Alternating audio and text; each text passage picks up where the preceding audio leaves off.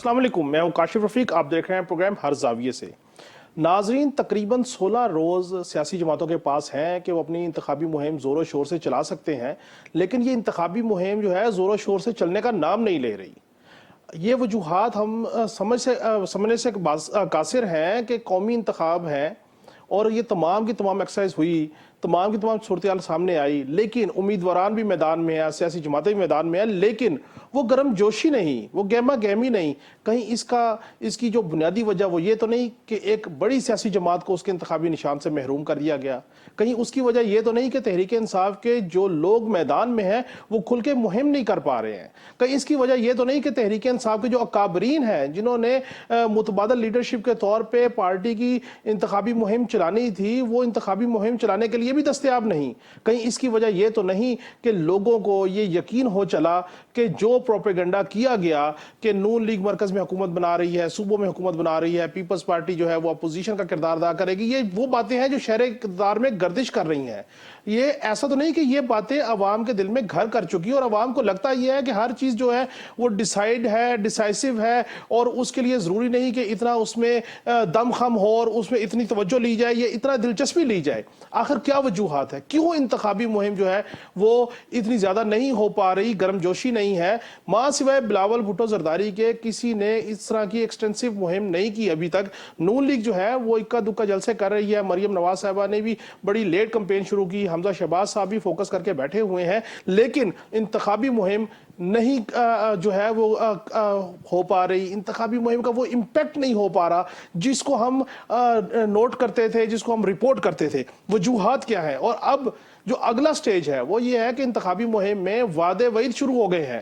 ایک سیاسی جماعت کے صدر استحکام پاکستان کے علیم خان نے بھی کہہ دیا بلاول بھٹو زرداری صاحب کے بعد کہ 300 یونٹ فری دیں گے. بلاول بھٹو صاحب پہلے اعلان کر چکے. اب تو حمزہ شہباز صاحب نے بھی اعلان کرنے شروع کر دیے کہ 300 یونٹ فری دیں گے، عوام ووٹ سوچ سمجھ کے دے. دوسری جانب تحریک انصاف کے کچھ عرصہ رہنے والے چیئرمین بیرسٹر گوہر جو ہے وہ کہتے ہیں کہ ہمیں ایسی جگہ پر نہ لے کے جایا جائے جہاں سے واپسی ممکن نہ ہو. ان کا یہ شکوہ کس سے ہے اور یہ سیاسی ماحول کیوں نہیں بن پا رہا؟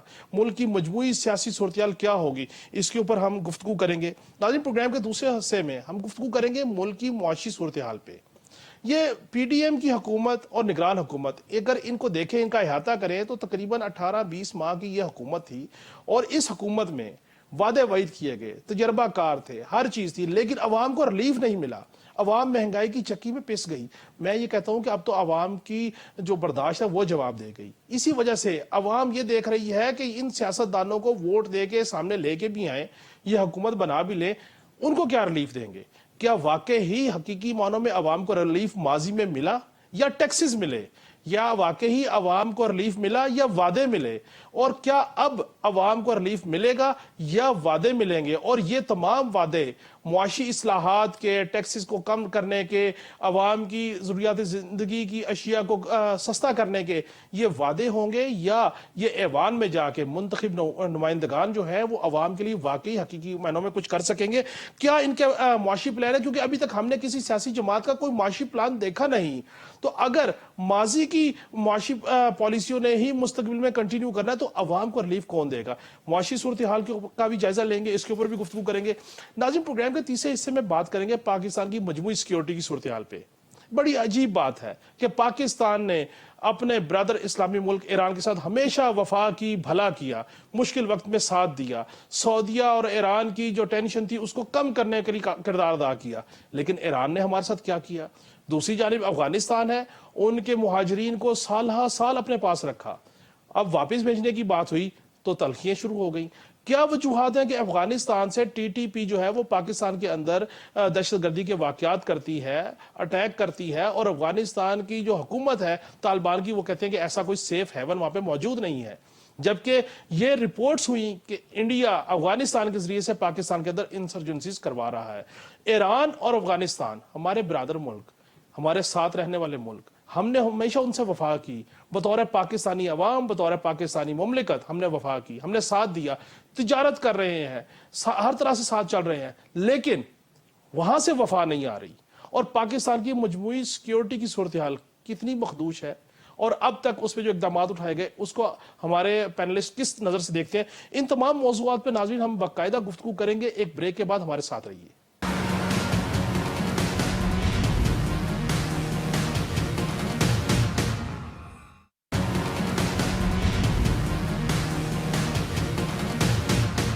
ویلکم بیک ناظرین، گفتگو شروع کرنے سے پہلے اپنے مہمانوں کا آپ سے تعارف کرواتا چلوں۔ سیف الدین ایڈوکیٹ جماعت اسلامی سے ان کا تعلق ہے، ہمارے ساتھ ہوں گے۔ نعیم قریشی صاحب تجزیہ کار ہیں، یہ ہمارے ساتھ ہوں گے۔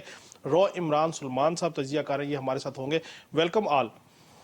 سیف الدین صاحب آپ کی طرف آؤں گا، یہ فرمائیے گا کہ تقریباً 16 دن کہہ لیجئے کہ انتخابی مہم میں باقی رہ گئے ہیں، سیاسی جماعتیں انتخابی مہم چلا رہی ہیں لیکن اس طریقے سے نہیں چلا پا رہی ہیں جس طریقے سے ہم دیکھتے تھے ماضی میں۔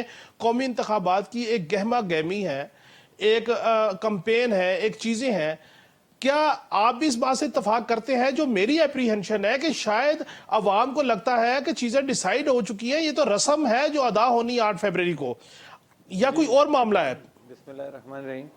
دیکھیں، جہاں تک جماعت اسلامی کا تعلق ہے، جماعت اسلامی تو بھرپور مہم چلا رہی ہے اور انتخابات کو ہم لوگوں تک پیغام پہنچانے کا ایک ذریعہ سمجھتے ہیں۔ ہم سمجھتے ہیں کہ ہم بہترین کینڈیڈیٹس لوگوں کے سامنے پیش کرتے ہیں اور جماعت اسلامی کا پروگرام لوگوں تک پہنچاتے ہیں۔ وہ قبول کتنا کرتے ہیں یہ ان کی بات ہے، لیکن یہ بات آپ کی درست ہے کہ اس قدر اس بات کی شہرت ہو گئی ہے اور ٹی وی پر، میڈیا پر کہ جی کوئی اس طرح کی مینوپولیشن اور انتخابات کے حوالے سے کوئی ریگولیشن اس طرح کی ہونی جا رہی ہے، اور کچھ پارٹیوں کے لیے طے ہو گیا ہے کہ ان کا وزیر اعظم بنے گا، کچھ کے لیے طے ہو گیا ہے کہ اس صوبے کی حکومت ملے گی۔ جب اس طرح کی صورتحال پیدا ہو جائے تو ظاہر ہے کہ لوگوں کی دلچسپی انتخابات میں کم ہو جاتی ہے، اور کچھ سیاسی پارٹیاں یہ ظاہر بھی کر رہی ہیں کہ ہم سے وعدے وعید ہو چکے ہیں اور بس کچھ لمحوں کی دیر ہے، اور یہ چیز ثابت بھی ہوتی نظر آ رہی ہے۔ نواز شریف صاحب جس طریقے سے پاکستان تشریف لائے، جس طرح ان کے مقدمات ختم ہوئے، جس طریقے سے ان کو شہنشاہانہ ان کو استقبال کیا جا رہا ہے پاکستان کے اندر، تو یہ ساری چیزیں شکوک و شبہات پیدا کرتی ہیں۔ دوسری بات یہ ہے کہ اس سے پہلے بھی اس طرح ہوتا رہا ہے کہ الیکشن کمیشن آف پاکستان جو ہے، جس کا کام یہ الیکشن کرانا ہے، وہ بر وقت الیکشن کرانے میں، درست اور فیئر الیکشن کرانے میں ناکام رہا ہے۔ بلدیاتی انتخابات کا معاملہ آپ دیکھ لیں، ہمیشہ جو ہے وہ بر وقت کرانے میں ناکام رہتا ہے۔ کراچی کے اندر 3 مرتبہ الیکشن کمیشن نے الیکشن ملتوی کیے۔ ابھی کے پی اسمبلی جب ٹوٹی، پنجاب اسمبلی جب ٹوٹی، تو بر وقت انتخابات ہونے چاہیے 90 دن کے اندر، لیکن وہ انتخابات نہیں ہوئے۔ تو یہ ساری چیزیں مل ملا کر، اور یہ جو ایک بیانیہ چل رہا ہے مستقل کہ جی سیٹنگ ہو گئی ہے اور پارٹیاں بھی یہ ظاہر کر رہی ہیں، تو اس کے بعد تو یہ لازمی ہے کہ لوگوں کی دلچسپی کم ہو جائے۔ لیکن اس کے باوجود جماعت اسلامی بھرپور کوشش کر رہی ہے اور کرنی چاہیے، اور میرے خیال میں گورنمنٹ کی طرف سے بھی اس طرح کی چیز آنی چاہیے جس سے اس تاثر کی نفی ہونی چاہیے کہ کوئی چیز پہلے سے طے ہو چکی ہے۔ اور لوگوں کا یہ جو دیکھیے انتخابات کے اوپر سے اعتبار اٹھنا ہے، یہ بڑی خطرناک چیز ہے۔ اگر لوگوں کا یہ اعتبار اٹھ جائے کہ ہم اپنے نمائندے منتخب کر سکتے ہیں، یا جن لوگوں کو ہم ووٹ ڈالیں گے وہ حکومت بنائیں گے، وہ اسمبلیوں کے اندر جائیں گے، تو میرے خیال میں یہ ملک کی سلامتی کے لیے بہت ہی خطرناک بات ثابت ہوگی آئندہ جا کر۔ ٹھیک ہو گیا، آپ کو پوائنٹ آ گیا۔ نعیم قریشی صاحب، آپ کو لگتا ہے جو کمپین انتخابی مہم کی چل رہی ہے، 16 دن تقریباً کمپین میں واپس باقی رہ گئے، کیا اس طرح کی کمپین ماضی میں چلا کرتی تھی؟ اور اگر یہ نہیں بھرپور چل رہی، گہما گہمی نہیں ہو پا رہی، تو اس کے پیچھے وجہ کیا ہے؟ دیکھیے، پہلی بات تو یہ ہے کہ مجھے ایسا لگتا ہے کہ عوام کی دلچسپی ابھی کم نہیں ہوئی ہے۔ جو کمپین ہے اس کی 2 بڑی وجوہات ہیں کہ کمپین اس طرح ہمیں نظر کیوں نہیں آ رہی جس طرح ماضی میں اتنے شارٹ وقت میں ہوا کرتی تھی۔ اس کی وجہ یہ ہے کہ پاکستان کی سب سے بڑی سیاسی جماعت سے بلہ ظاہر چھین لیا گیا اور انہیں لیول پلینگ فیلڈ دی نہیں جا رہی۔ لیکن حیرت انگیز طور پہ اس کے باوجود اس کے کارکنوں میں، اس کے ووٹروں میں ایک جوش پایا جاتا ہے، اور وہ اپنی سطح پہ بہرحال ایک اپنی کمپین چلا رہے ہیں اور کوششیں کر رہے ہیں، اور انہوں نے اس وقت سب سے بڑا جو ذریعہ بنایا ہوا ہے اپنی کمپین کو، وہ سوشل میڈیا ہے۔ جب آپ سوشل میڈیا دیکھتے ہیں تو ان کی سب سے کامیاب کمپین جو ہے وہ چلتی نظر آتی ہے، جبکہ آپ کو یہ بھی پتہ ہے کہ مین اسٹریم میڈیا جو ہے اس پر کچھ پابندیاں بھی لگی ہوئی ہیں۔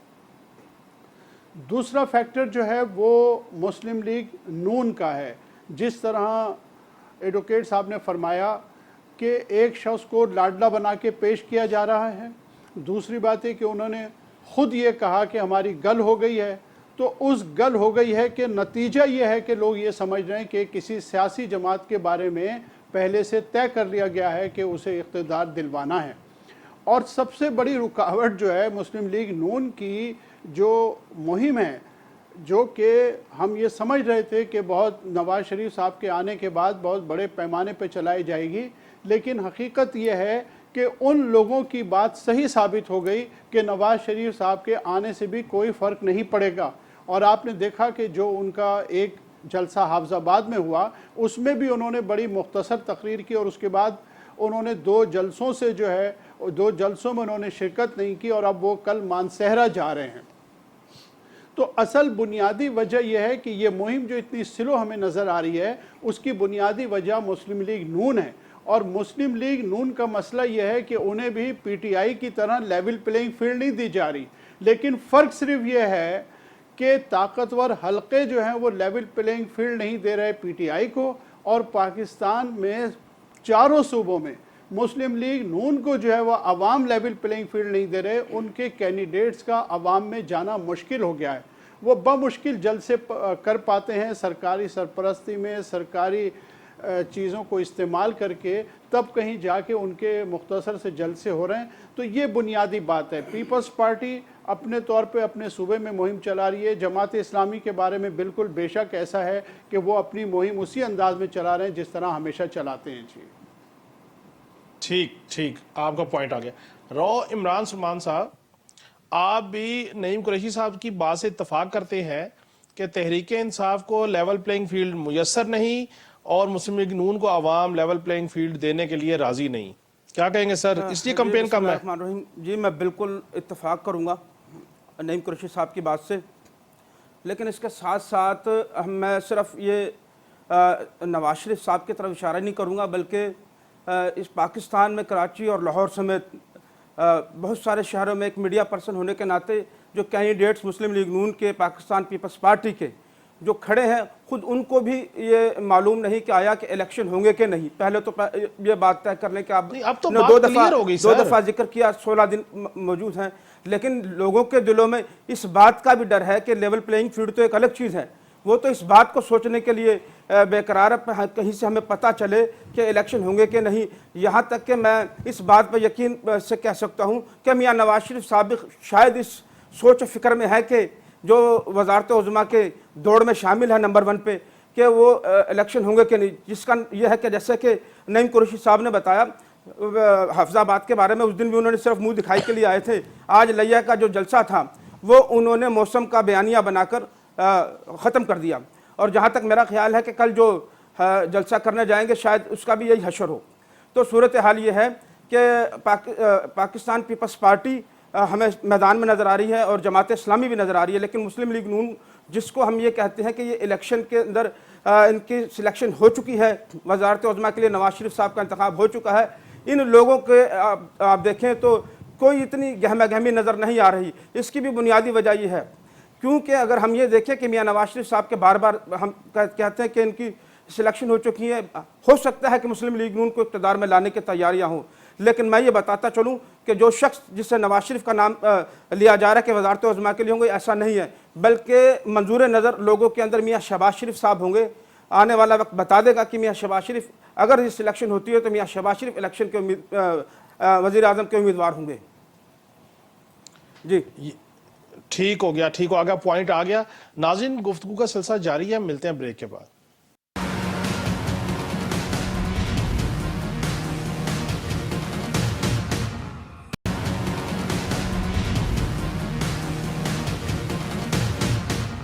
ویلکم بیک ناظرین حافظ احسان کھوکھر صاحب ماہر قانون ہے، انہوں نے بھی ہمیں جوائن کیا ہے. ویلکم حافظ صاحب. نعیم قریشی صاحب آپ کی طرف آؤں گا. یہ ملک کی جو معاشی صورتحال ہے، جو پی ڈی ایم کی حکومت رہی، پھر یہ نگران حکومت رہی، انہوں نے بظاہر تو لگتا یہ ہے کہ وہ کہتے ہیں معیشت کو ہم ٹریک پہ لے آئے، ہم نے جو ہے ایک سمت تعین کر دی معیشت کی، عوام کو تو ریلیف نہیں ملا. تو آپ کیا سمجھتے ہیں کہ جو آئندہ انتخابات کے بعد آنے والی جو بھی حکومت ہوگی اس کے بعد کوئی ایسا مربوط پلان ہے کہ عوام کو ریلیف مل سکے؟ کیونکہ ابھی تک ہم نے کسی کی کوئی معاشی پلان، کوئی مینیفیسٹو دیکھا نہیں۔ دیکھیں، پاکستان کی معاشی صورتحال جو ہے وہ اس وقت بہت خراب ہے، اور موجودہ نگران حکومت جو ہے وہ کچھ بھی کرنے کے قابل نہیں ہے۔ دعوے اپنی جگہ ہیں کہ بہت کچھ ہو گیا، لیکن کچھ بھی نہیں ہو گیا۔ اگر آج بہت کچھ ہو گیا ہے تو پھر تو عمران صاحب کی حکومت میں تو معیشت بہت آگے تھی۔ بات یہ ہے کہ آج آپ آئی ایم ایف کی رپورٹ پڑھ لیں، جو پاکستان کے بارے میں آئی ایم ایف نے رپورٹ جاری کی ہے۔ پاکستان کی معاشی صورتحال بہت خراب ہے۔ دیکھیے، اس وقت 44% مہنگائی ہے پاکستان میں، لیکن اب مہنگائی کا ذکر کرنا جو ہے وہ منع ہے میڈیا پہ، ورنہ اور عوام کو ریلیف ملنے کا کوئی سوال ہی پیدا نہیں ہوتا۔ مزید ٹیکسز لگنے والے ہیں آئی ایم ایف کے مطالبے پر۔ 216 ارب روپے کے جو ٹیکسز ہیں وہ لگیں گے ابھی مزید۔ 1100% آلریڈی قیمت بڑھائی جا چکی ہے گیس کی، اور اب فیبرری میں گیس کی قیمتیں مزید بڑھیں گی۔ تو عوام کو تو کوئی بھی ریلیف ملنے والا نہیں ہے۔ صرف ایگریکلچر کے بارے میں کہا جا رہا ہے کہ اس کا گروتھ ریٹ جو ہے 5.1 ہوگا، ادروائز ہمارے ہاں شرح نمو جو ہے وہ 2% سے زیادہ ہونے والی نہیں ہے۔ الیکشن کے باوجود، سوری، الیکشن ہو کے ایک سٹیبل گورنمنٹ آنے کے باوجود، جی اب میں اس پہ آ رہا تھا کہ یہ تو ہے موجودہ نگران حکومت کی پوزیشن کہ یہ کچھ بھی دعوے کرتے رہیں اسٹیبلٹی کے، لیکن عوام کے لیے کوئی ریلیف نہیں ہے۔ عوام کو تو یہ تسلسل ہے پی ڈی ایم کا، میں سمجھتا ہوں، اور جس طرح اس وقت پیسا جا رہا تھا عوام کو، اس حکومت نے بھی پیس کے رکھ دیا ہے۔ اور یہ وہ نگران حکومت ہے جس کے ذمے الیکشن ہے، وہ اس طرف بھی توجہ نہیں دے رہے، وہ اپنا بنیادی کام نہیں کر رہے، تو عوام کو کیا ریلیف دیں گے؟ جہاں تک سیاسی جماعتوں کے منشور میں معیشت کا معاملہ ہے، دیکھیے اس وقت حالات ایسے ہیں کہ کوئی سیاسی جماعت واضح طور پہ ایک کنکریٹ پروگرام دینے کی پوزیشن میں نہیں ہے، سوائے انتخابی نعروں کے۔ جیسے یہ 300 یونٹ فری والی جو بات ہے، یہ بھی اسی چیز کا حصہ ہے۔ یہ ایک ناممکن بات ہے جس کا دعویٰ یہ کیا جا رہا ہے۔ تو اس وقت موجودہ جو حکومت ہے اس سے بھی، اور آنے والی حکومت فوری طور پہ بھی کم از کم عوام کو کوئی ریلیف دینے کی پوزیشن میں نہیں ہے۔ جی ٹھیک۔ رو عمران صاحب، آپ بتائیے کہ ملک کی جو معاشی صورتحال ہے، جو پی ڈی ایم کی حکومت، پھر تحریک انصاف کی حکومت سے اگر ہم شروع کر لیں، نگران حکومت، آپ سمجھتے ہیں کوئی ریلیف ملا ہے، یا مستقبل میں جو بھی حکومت آئے گی وہ ریلیف دینے کی، امیڈیٹ ریلیف دینے کی پوزیشن میں ہے؟ جی دیکھیے، میں یہ سمجھتا ہوں کہ اقتصادی بحران کے معاملے میں اس وقت ہمیں سیاستدانوں کے منشور میں یا ایجنڈے میں کوئی ایسی سوچ دکھائی نہیں دیتی جو کہ عام آدمی کی تبدیلی یا بہتری کے لیے ہو۔ تو ظاہر ہے کہ اگر ہم یہ کہیں گے الیکشن جیتنے کے بعد یہی لوگ دوبارہ واپس اقتدار میں آئیں گے، تو ہم کیسے کہہ سکتے ہیں کہ آنے والا وقت اقتصادی معاملات کے لیے بہتر ہوگا؟ تو عام آدمی کی بات ہے، وہ تو 75 سالوں سے وہ قوم ہماری پیسی رہی ہے، یہی 2-4 خاندان ہیں جو مسلسل ہمارے پاس آ رہے ہیں۔ اگر ہم یہ سمجھتے ہیں کہ انتظار کریں کہ میاں نواز شریف صاحب کوئی ایک اچھا بیانیہ یا کوئی ایسا منشور لے کر آئیں گے جس میں ہم دیکھیں کہ 300 کی بجائے 600 یونٹ بجلی فری کر دیں گے، یا پھر پیٹرول ہے وہ 10 روپے کا لے کر آ جائیں گے، تو صورتحال یہ ہے کہ ہم نے ماضی میں دیکھا کہ میاں نواز شریف صاحب نے کس طریقے سے قوم کے ساتھ کیا کچھ رہا۔ 2010 میں بھی اٹھا کے دیکھ لے تو اخباروں میں نظر آتا ہے کہ جو آٹا ہے وہ شیر کھا گیا۔ تو یہ ساری صورتحال اس وقت پوری قوم جو ہے وہ آٹے کی جگہ بنی ہوئی ہے، پوری قوم جو ہے وہ پس رہی ہے۔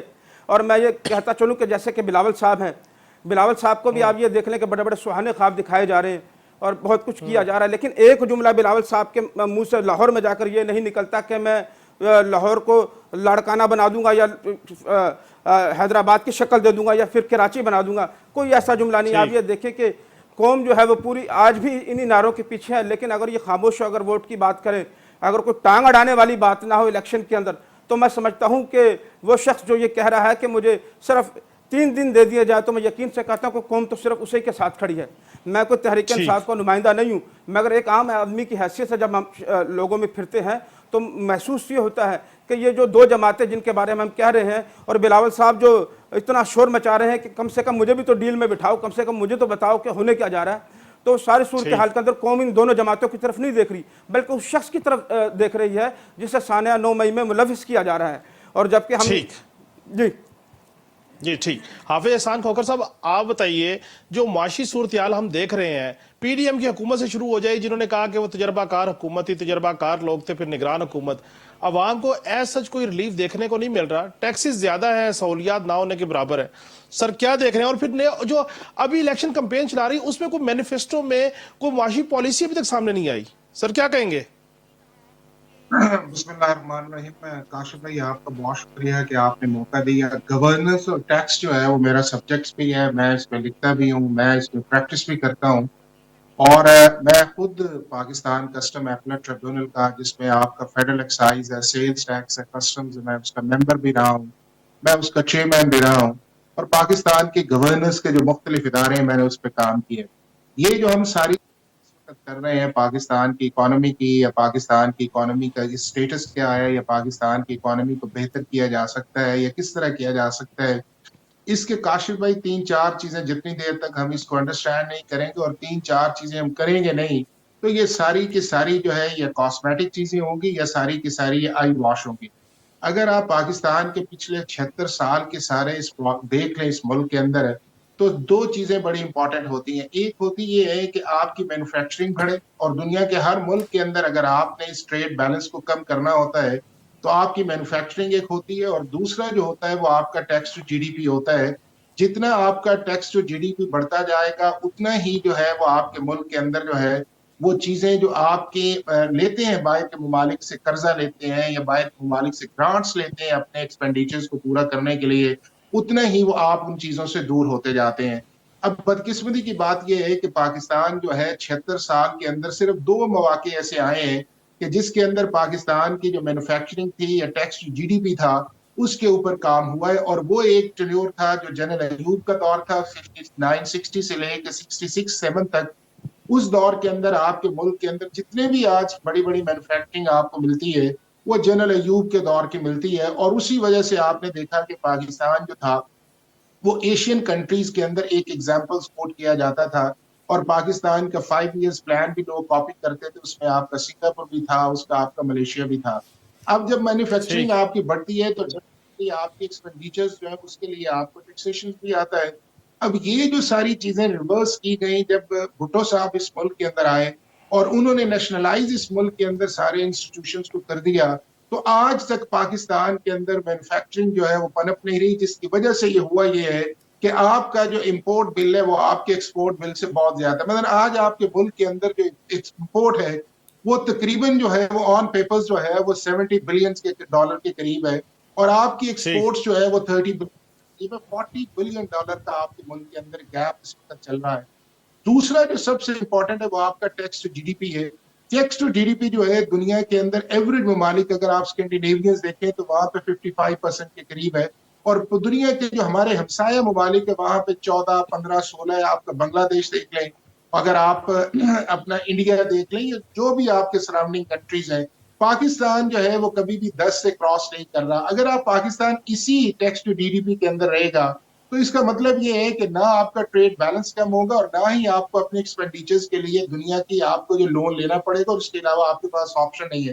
اگر آپ ان دونوں چیزوں کو بڑھا دیں, جس کے اندر tax to D D P اگر آپ اس کو 13, 14, 15 پہ لے جائیں تو آپ کی کلیکشن جو ہے وہ آلموسٹ ڈبل کے قریب چلے جائے گی, اور آپ کو آئی ایم ایف سے چھٹکارا مل جائے گا. اور دوسرا یہ ہے کہ آپ دیکھیں کہ 240 ملین سے زیادہ کا آپ کے پاپولیشن ہے, آپ کو اس ملک کے اندر ہر چیز چاہیے, آپ کو کھانے کی چیزیں چاہیے, کپڑا چاہیے, آپ کو اس ملک کے اندر رہنے سہنے کی چیزیں چاہیے, آپ اس ملک کی امپورٹس کو کنٹرول نہیں کر سکتے. اب اس کے لیے امپورٹنٹ یہ ہے کہ آپ اپنی مینوفیکچرنگ کو بڑھائیں, اور مینوفیکچرنگ کے لیے آپ کے ملٹیپل ایک چیز جو ہے میں سمجھتا ہوں جس کے اندر مجھے ہوپ لگ رہی ہے کہ اس کی اکانومی کو بہتر کیا جا سکتا ہے, وہ ایک SIFC والا ایک کانسیپٹ آیا ہے کہ جس کے اندر ہمارے مختلف اداروں حکومت کے جو ٹیئرز ہیں وہ ایک جگہ بیٹھ کے آپ کی مینوفیکچرنگ پہ بھی جا رہے ہیں, آپ کے انڈسٹریل زونز پہ بھی جا رہے ہیں, اور اس کے اندر جو آپ کا ایگریکلچر جو آپ کی بیک بون ہے اس کو بھی انہوں نے فوکس کیا ہوا ہے, اور مائنز, منرل, انفارمیشن ٹیکنالوجی, اور آپ کا یہ ٹیلی کام سیکٹر جو ہے, یہ وہ ایسا ایریا ہے میں سمجھتا ہوں کہ جس سے آپ ان چیزوں کو ٹلٹ کی طرف لے کے جا سکتے ہیں. لیکن امپورٹنٹ اس چیز کے اندر ہے کیا ہمارے ملک کے اندر وہ پالیسیز بنے گی یا بنے گی جس کے اندر اپنے گورننس کو اور جسٹس سسٹم کو ٹھیک نہ کریں.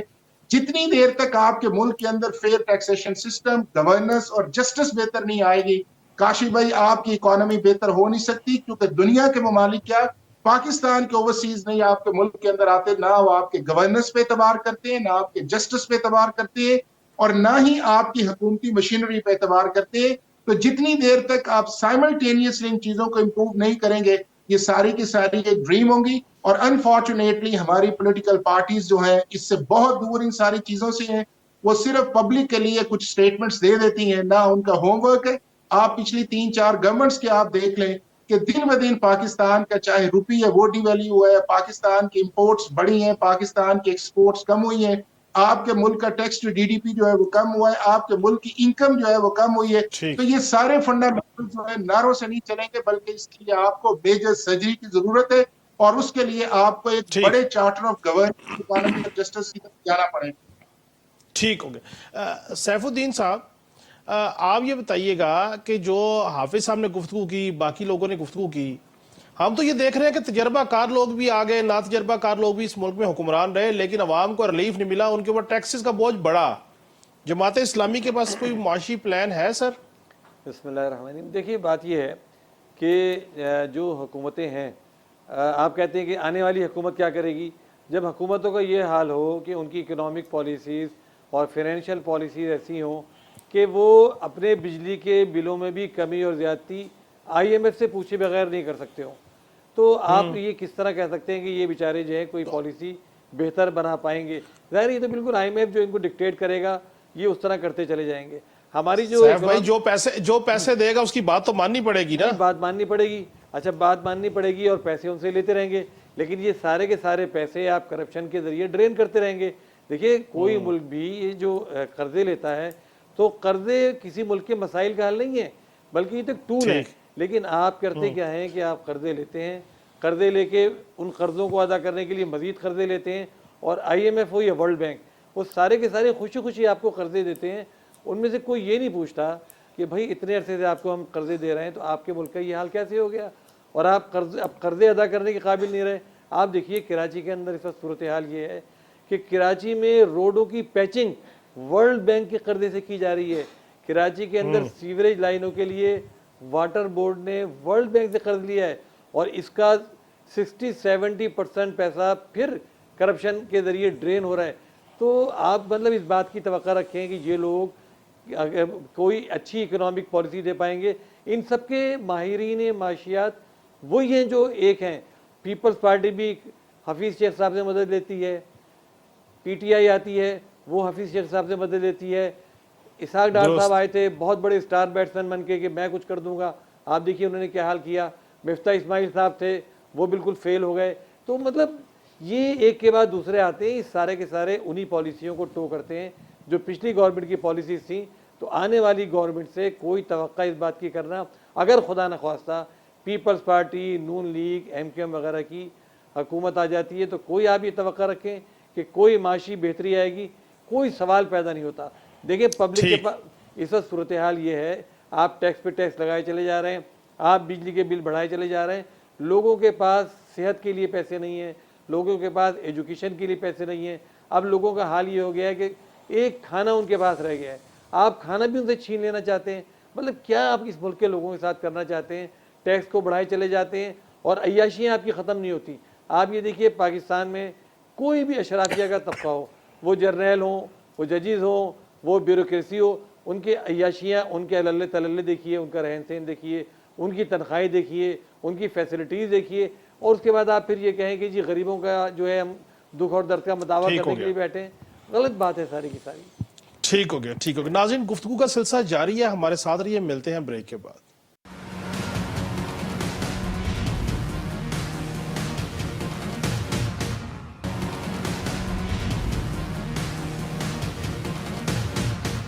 वेलकम बैक नाज़रीन।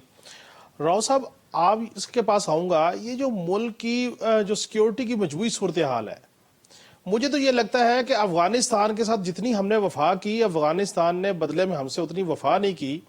और मेरी ज़ाती राय ये है कि इंडिया जो है वो मुसलसल अफगानिस्तान के ज़रिए पाकिस्तान में दरअंदाजी करता है। सर, पाकिस्तान की जो मौजूदा सिक्योरिटी की सूरत हाल पे आपकी क्या राय है, और पाकिस्तान के अमन का एक्चुअल दुश्मन कौन है? जो देखें पिछले दिनों जो ईरान का हम देख रहे हैं, अक्सर जिक्र होता है हमले का, तो अगर आप भारत का और ईरान का गठजोड़ देखें गुज़िश्ता दिनों जिस तरीके से तेज़ी के साथ इनकी दोस्ती और मामलात बढ़े, तो आपको खुद अंदाज़ा हो जाएगा कि ये जो हमला हुआ है इसके पीछे क्या महरिकात हो सकती हैं। लेकिन एक अच्छी ख़बर ये है कि हम अक्सर अपने सियासी मामलात के अंदर अफवाज पाकिस्तान को समझते हैं कि शायद ये सिलेक्शन में लेके आती है तमाम लोगों को, तो लेकिन इनका एक काम ये भी है जो कि इन्होंने भारत में, अफ़गानिस्तान में, ईरान में दहशत गर्दों के वो ठिकाने जहाँ पर वो घात लगा कर बैठे उनको एक अच्छा सबक सिखाया है। एक दूसरी बात ये थी कि माजी में अगर हम देखें महरिकात की बात करें तो भारत हो या अफ़गानिस्तान, हमारे कौमी असम्बली में बैठे हुए नुमाइंदे जो थे बराह रास्त जो है उनके सहूलतकार रहे हैं। और ये आपने इलेक्शन जो चला था ज़रब अज़ब के नाम से, तो उसमें आपने देखा था कि सहूलतकारों के ख़िलाफ़ कितनी बड़ी कार्रवाई का आगाज़ होने जा रहा था।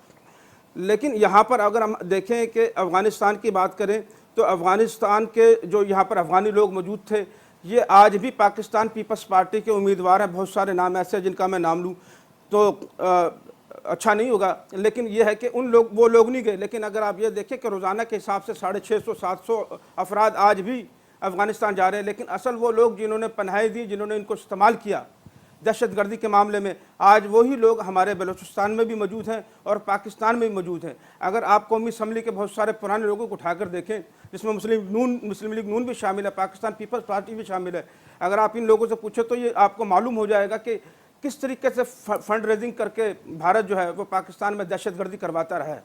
आज ईरान भी इसी नक्शे कदम के ऊपर है। लेकिन अच्छी बात यह है कि ईरान और पाकिस्तान के मामला जो वो बेहतरी की तरफ आ रहे हैं। हो सकता है कि ये जो हमला हुआ या अचानक सिक्योरिटी के मामला या सरहदों पर कशीदगी की बात चली है, शायद मुमकिन है कि इलेक्शन को मुलतवी करने के एक बहाना हो, तो ऐसा भी हो सकता है। और पाकिस्तान में अगर दूसरी तरफ जाएं हम, तो आज देखें कि वो एहसन इकबाल साहब का जो बेटा है उसके ऊपर भी हमला हुआ है, कराची के अंदर भी आप ऐसा देख रहे हैं। तो सिक्योरिटी के जो अंदर के मामला हो या बाहर के मामला हो, हमने ये देखना है कि इलेक्शन करीब आने के वक्त ही क्यों हुए हैं। इससे पहले तो जो निगरान हुकूमत है उसके अंदर बड़े अमन अमान से काम चल रहा था। ऐसा क्यों हुआ कि जब 20 दिन रह गए तो ये सारे मामला हमारे खुल के सामने आ गए। तो मुझे तो ऐसा लगता है कि शायद एक ऑप्शन ये भी रखना चाहते हैं कि इलेक्शन मुलतवी करने के लिए। और मुझे एक बावसूख ज़राए से मुझे मालूम हुआ है कि शायद 48 घंटे के अंदर सिक्योरिटी के नाम पर एक बहुत बड़ी प्रेस कॉन्फ्रेंस होने जा रही है, जिसका मकसद यही होगा, क्योंकि अब वक्त बड़ा कम रह गया। ये नहीं कि कल इलेक्शन हो तो हम आज इसको कह दें कि नहीं होंगे। मेरा ये ख्याल है कि 48 घंटे बहुत अहम है। इसके अंदर एक बहुत बड़ी प्रेस कॉन्फ्रेंस आने वाली, जिसमें इलेक्शन को आगे बढ़ाया जा सकता है। और अगर वो ये आगे बढ़े तो मैं समझता हूँ कि ये कम से कम 3 साल आगे जाएंगे। बहरहाल राव साहब, ये आपकी राय है। मैं तो इस्लामाबाद में बैठ के ऐसी कोई सूरत हाल देख नहीं रहा, आपकी राय है हमारे सर आंखों पे। हाफिज एहसान साहब, अफगानिस्तान से जो पाकिस्तान के अंदर टीटीपीज के लोग इंसर्जेंसीज कर रहे हैं, वाकयात कर रहे हैं, मेरा जाती राय ये भी है कि चूंकि जिस वक्त भी भारत में इंतखाबात होते हैं और मोदी का चूंकि एक सेट पैटर्न है कि एंटी पाकिस्तान वेव चलाना, कोई इस तरह की एडवेंचरिज्म करना, फिर अपना इलेक्शन जीतना, कहीं ये वो मामला वो तो नहीं कि हम पाकिस्तान के इंतखाबात को देख रहे हैं लेकिन उधर मोदी का इलेक्शन भी तो है जी, और वो मोदी अपना इलेक्शन सीधा करने के लिए ये सारे काम करवा रहा हो इनडायरेक्टली। सर क्या कहेंगे इस पे? आपका इकोनॉमी का एक बहुत थोड़ा स्ट्रॉन्ग एरिया था, फिर मैं दोनों इस पे भी आऊंगा इस चीज के अंदर कि जो हमारा इकोनॉमी का इसका है, इसके अंदर जो हमारा सबसे बड़ा जो प्रॉब्लम बना हुआ है वो हमारा एनर्जी मिक्सचर है, कि जिसके अंदर हम बहुत ज्यादा जो है तकरीबन $27 बिलियन के करीब हम जो है ऑयल इंपोर्ट करते हैं, और उसके अंदर वो सारे का सारा आपका फर्नेस ऑयल और इस तरह की सारी के अंदर जाता है। और ये जो पॉलिटिकल पार्टी है, ये हमारा कभी भी ये नहीं रहा कि हम इस मुल्क के अंदर बड़े बड़े डैम्स बनाए, कालाबाग डैम बनाए, और इन पॉलिटिकल पार्टीज को मैनिफेस्टो चाहिए क्योंकि 65 रुपए के यूनिट के ऊपर आप फर्नेस ऑयल से बिजली खरीदेंगे। अगर आपने इसको कम करना है, वो 300 यूनिट्स की बजाय आप ये कहें कि हम पाकिस्तान के अंदर बड़े डैम्स बनाते हैं ताकि लोगों को बिजली सस्ती मिले और हमारी एग्रीकल्चर आगे बढ़े। जितनी देर तक हम ये नहीं करेंगे, ना हमारी मैन्युफैक्चरिंग बढ़ेगी। और ये जो मुल्क के अंदर महंगाई आई हुई है, जिसे फोर्स्ड इन्फ्लेशन है तकरीबन 48%, इसके अंदर बहुत बड़ा रोल जो है वो हमारे मुल्क के अंदर जो है वो बिजली का और इन तेल की चीजों का, जिसके अंदर आपका पेट्रोल शामिल है। इसको बेहतर करने की जरूरत है और इसके ऊपर जो है इमरजेंसी लगानी चाहिए। और जो भी गवर्नमेंट आए, इसको अक्रॉस द कंट्री जो है इस मुल्क में जाना चाहिए कि ये पाकिस्तान हमारा है, اور ہمیں پاکستان بن کے سوچنا چاہیے بلکہ صوبوں کے متعلق بن کے نہیں سوچنا چاہیے۔ اب جو دوسری دو چیزیں وہ بڑی انٹرسٹنگ چیزیں ہیں کہ دیکھیں پاکستان جو ہے وہ پچھلے کئی دہائیوں سے آپ نے دیکھا ہے کہ ان جو افغانستان کے لوگ یہاں پہ آئے ہوئے ہیں، جب رشین انویژن آیا تھا، ان کی کتنی اچھی ہاسپٹیلٹی کی، انہیں ہم نے بینک اکاؤنٹس کی فیسلٹیز دی، ان کے بچے یہاں پہ پڑھ رہے تھے، ان کو ہر چیز وہ دی اور دنیا کے ہر فورم کے اوپر جا کے پاکستان انہیں سپورٹ کیا۔ اسی طرح اگر آپ ایران کو دیکھیں، ایران جس طرح ایک ایلوزو انوائرمنٹ کے اندر تھا انٹرنیشنلی، تو پاکستان نے ہر موقع کے اوپر ایران کو جو ہے اس کو سپورٹ کیا۔ بٹ انفارچونیٹلی آپ دیکھ لیں کہ اگر ٹی ٹی پی والا معاملہ دیکھیں تو آپ کو افغانستان نظر آئے گا، اور اگر گلبھوشن والا معاملہ دیکھیں تو آپ کو ایران نظر آئے گا۔ اور اس کے اندر بھی اگر آپ دیکھیں کہ ابھی بھی جو ایران نے ایک انٹرنیشنل وائلیشنز کی، ہماری سوورینٹی کے اوپر اٹیک کیا، اس کے اندر جب ہم نے رسپانس کیا اس کو جو ہمارا بنتا تھا، تو جن جگہوں پہ اٹیک کیا تو آپ نے دیکھا کہ وہی مسنگ پرسنز تھے جو وہاں پہ تھے جن کے متعلق ہمارے اسلام آباد کے اندر دھرنا چل رہا ہے، اور ایران نے خود اس کو ایڈمٹ کیا کہ جی یہ وہ بندے ہمارے نہیں، یہ فورن نیشنلز ہیں، اور جو بندے یہاں پہ بیٹھے ہوئے اسلام آباد کے اندر انہوں نے بھی اس چیز کو مانا کہ یہ ان کے لیگل ہیئرز جو ہیں وہ اس دھرنے کے اندر بیٹھے ہوئے ہیں۔